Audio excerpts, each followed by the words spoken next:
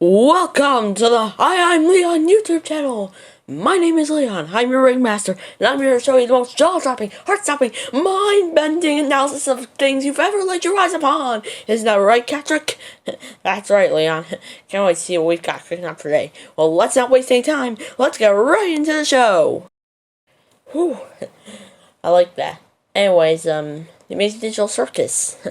Episode 2 released a couple weeks ago.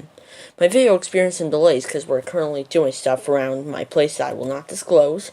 So, yeah, there have been some delays, but, yeah, now we finally have this video out. Alright, first of all, I just gotta gawk at the animation. Like, look at this. I'm gonna throw a picture of Jax in episode 2 and 1 up on the screen. Just look at this difference. It's awesome. I love it. How did they improve this much in like, I don't know, a few months? Ridiculous. But, speaking of Jax, I want to cover a small bit of drama that's been going on in the community since this episode came out, centered around Jax. We have had people who, they hate Jax now because he's such a bad person, but, isn't that why you liked him in the first place? Oh, he's so terrible? I love that. Oh, they made him worse? Now he sucks. But luckily, there are still people, such as myself, who not only don't hate him at all because of how much worse of a person he is now, but personally, I like him even more. Like, I love how, like, Gooseworks said that he's gonna get worse as the series goes on, and honestly, I think that's for the better. I love seeing Jack such a horrible person. Look, I'm all for a likable character, but sometimes I just want a pure, irredeemable a-hole. Anyways, on to the actual episode 2 minutes into the video. So, it starts off with Pomni having a nightmare in which she abstracts and, no one really cares. And Jax just brushes it off. Ragtha just says, guess we're not all cut out for it. And Jax doesn't even remember her name. Seems like something that he would say. But, anyways, then she wakes up and just bounces all around the room, and, yep, that's where we see the beautiful animation coming into play, but anyways, then Ragtha comes to Pomni's door, yeah, and, just asks if she's sleeping, and, yeah, she starts walking away because she thinks she's still sleeping, then Pomni does come to the door. Anyways, then Ragtha just kind of, like, clears the air around, the whole abandoning her for the exit thing. Just make sure to assure Pomni that there's no real hard feelings for that. So, yeah, that's good, but, yeah, Pomni's not exactly having the best time here. Like, she doesn't really think many people really care. It makes sense given how they just completely brushed off Kaufmo in episode 1. But, anyways, after that, we get to see Kane presenting his newest adventure, Candy Carrier Chaos! Gee, I wonder why the episode got its name. But, yeah.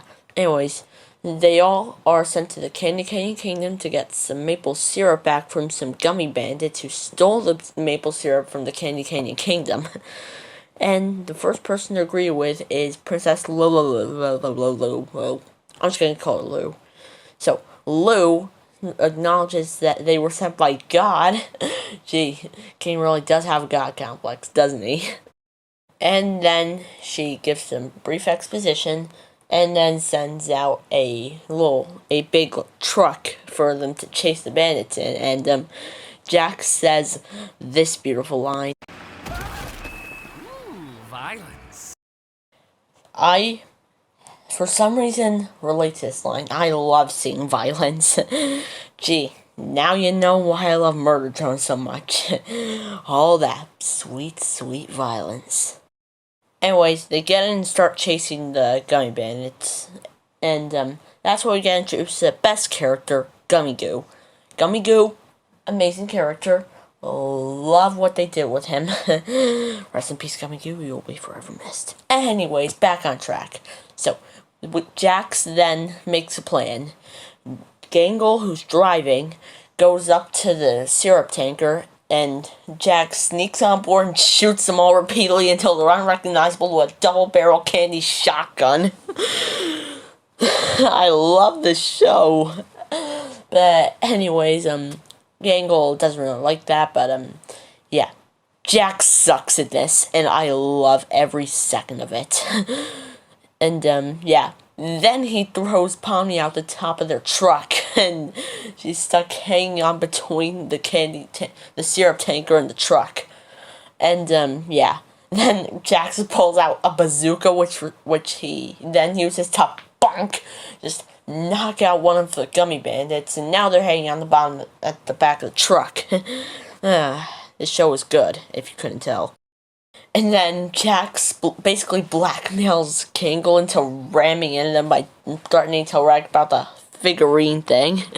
I don't know what that is, but I hope we find out at some point. But anyways, yeah, then Gangle does ram into them, and yeah, they go flying off the cliff, and then the syrup tanker with Pomni on it goes and no-clips through ends up no-clipping through the ground, with the syrup tanker staying up there with the two other gummy bandits, but Gummigoo and Pomni underneath the map. And then this is where the episode gets existential as hell. So, Gummigoo finds the developer room where all the models are and sees all of them, and yeah. He's kind of having a bit of an identity crisis at this point, if you couldn't tell. But yeah, then we get this line, and I feel like I should share this. Where's Mum? You have a mom? Shouldn't she be here with everyone else? I can't even remember her face. Did she ever have a face? Yeah, this got existential real quick. Anyways, cut back to the B plot where Jax and the gang encounter the Fudge, who was kicked out because he was eating too many of the Candy Kingdom's townsfolk. So, yeah. Then Jax decides to make a deal with him where he just like,